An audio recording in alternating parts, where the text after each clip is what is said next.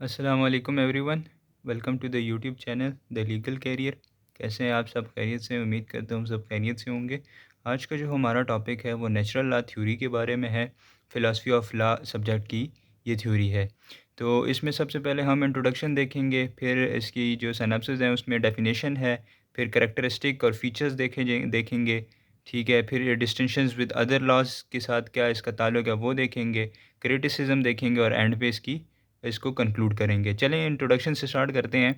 The natural law philosophy has occupied an important place in law, religion and ethics from the earliest time.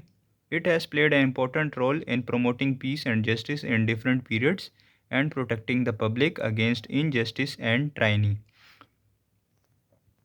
यहाँ पे ट्राइनी का जो मतलब है, ट्राइनी उर्दू में जुल्म को बोलते हैं। ठीक है, तो डेफिनेशन की तरफ चलते हैं। Natural law is a moral theory in ethics and philosophy. Natural law maintain that these rules of right and wrongs are inherited in people and are not created by the society or court judges. ये जो है ना, ये कह रहा है कि जो नेचुरल लॉ है वो इंसानों के अंदर पैदा की होती है। ठीक है, ये नहीं होती कि ये किसी के अंदर डाली जाती है, नहीं, बस ये नेचुरली होता है। और ये इसको कोई सोसाइटी नहीं बनाती या कोई कोर्ट जज इसको इंसान के अंदर, मतलब हमारे अंदर नहीं वो करता। ये शुरू से होती है एक इंडिविजुअल में, ये उसको विरासत में मिली होती है।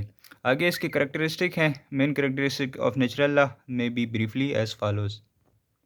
फर्स्ट इसका करैक्टरिस्टिक है बेस्ड ऑन मॉरल आइडियाज़ के, मतलब कि इन अखलाकी नज़रियात पे ये मबनी होता है। तो इसकी डिटेल है कि symbolizes physical law of nature based on moral ideas which have universal applicability at all places and time. Second one इसका है use to defend slash maintain status. इसका ये मतलब है कि अपने जो हैसियत है उसको बरकरार रखने के लिए और उसका दिफा करने के लिए ये यूज़ होती है। इसमें कहता है कि it has often use earlier to defend status according to the need and requirement of time. For example Hobbes used it to maintain status in the society and Locke use natural law as an instrument of change. Third one इसका concept of rule of law, कानून की हुक्मरानी का तस्वर. अब इसमें इसके points हैं कि the concept of rule of law in England and Pakistan and due process in the USA are essentially based on natural law philosophy. Fourth इसका a priori method. It is basically a priori method different from empirical method. A priori method accept things or conclusion without any need of inquiry or observation. इसमें इसको कोई वो inquiry और उसको observation को नहीं चाहिए होती। ठीक है, वो ऐसी थिंग्स को, जो चीज़ें उनको होती हैं उसको कबूल कर लेता है. While empirical approach tries to find out the cause and reason of matter. लेकिन जो एम्पिरिकल मेथड है उसमें क्या होता है कि वो देखता है कि यार इसके जो इशू है, जो मैटर है, उसका रीज़न क्या है और उसका वजह क्या बनी है, जो उसका काज है. आगे इसका है natural law distinguishes from other laws, कि नेचुरल लॉ कैसे जो है ना तमीज़ करता है दूसरों लॉज के साथ. Natural law also differ from other laws of law such as common law, constitution and international law in the following aspect. सबसे पहले है नेचर. फितरत में ये नेचुरल लॉ जो है ये दूसरे लॉ से कैसे डिफरेंट है, तो देखते हैं. Natural law is eternal and unalterable but the other forms of law are subject to periodical changes and alteration. Second इसका है creation.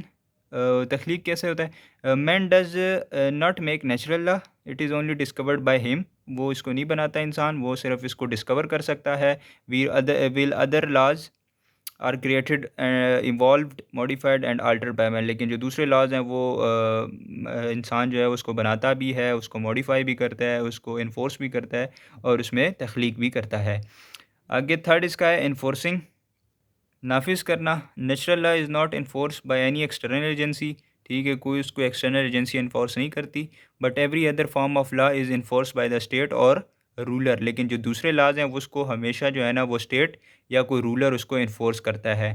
And there is always a coercion force behind it, और उसके पीछे एक ज़बरदस्ती की कुव्वत होती है. फोर्थ वन है इटरनल लास्टिंग वैल्यू, पायदार कदर, अब्दी पायदार कदर.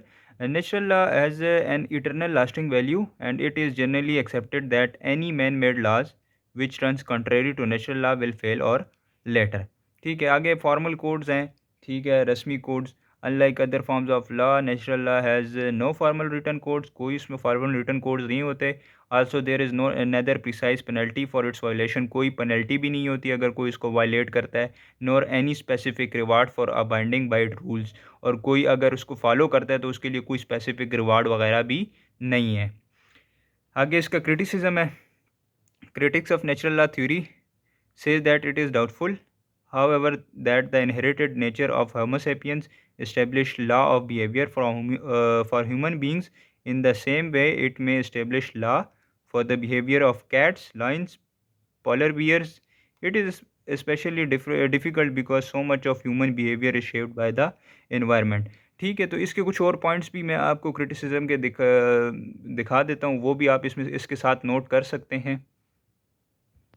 ये इसके कुछ मज़ीद पॉइंट्स हैं, ये भी आप उसके साथ ऐड कर सकते हैं। ठीक है, फर्स्ट वन इसमें है, it is not always a simple school of thought, the determination of what is right and what is wrong is sometime as hard as anything. ठीक है, ये कोई आसान नहीं है कि जो सच है और हक का वो बताना, सच क्या है, सही क्या है, गलत क्या है। Sometime it is hard as anything, सब किसी किसी वक्त ये इतना मुश्किल हो जाता है कि जैसे बहुत मुश्किल हो जाता है। ठीक है, सेकंड है, natural law philosophy stresses what ought to be done, not necessary what is done. मतलब कि वो देखता है कि यार क्या करेंगे, ये नहीं देखता कि क्या हो चुका है। Third one is the theory is based solely on right reasoning, which is the criterion that cannot be verified through empirical scrutiny. Fourth is there is what we call the multiple cosines problem, that is to say different individuals have different explanation for the determination of what is right and what is wrong. Fifth है, legal disputes may settle by law courts, but the disputes relating to moral conduct cannot be enforced through court. और आखिरी इसमें है, rule of morality in natural law cannot be amended but legal rules are amendable. And पे इसका conclusion आ गया। Conclusion आप ये भी लिख सकते हैं और अपना से भी अगर आप इसको कंक्लूड करना चाहते हैं तो वो आप अपने अल्फाज में भी इसको कंक्लूड कर सकते हैं। टू यहाँ पे जो कंक्लूजन है वो मैं आपको रीड करके बता देता हूँ। To conclude that natural law means the rules and principle which are supposed to have originated from some superior source other than any political or worldly authority. Some believe that these rules have divine origin, some find their source in nature. The brief survey of theories of natural law reveals that this concept has been changing from time to time, और वो वक्त के साथ बदलता रहता है। तो ये थी नेचुरल लॉ की थ्योरी, फ़िलासफ़ी की सब्जेक्ट की है ये। एज़ इट इज़ आप इसको अपने पास नोट कर सकते हैं वीडियो को पॉज़ करके। और अगर आपको कोई भी टॉपिक चाहिए होता है तो आप कमेंट करके भी बता सकते हैं, कमेंट सेक्शन ऑन होता है, आप वहाँ पे भी अपनी राय बता सकते हैं। चैनल को सब्सक्राइब करना ना भूलिएगा और अपना ख़्याल रखें, हमारे साथ जुड़े रहें। अल्लाह हाफ़िज़।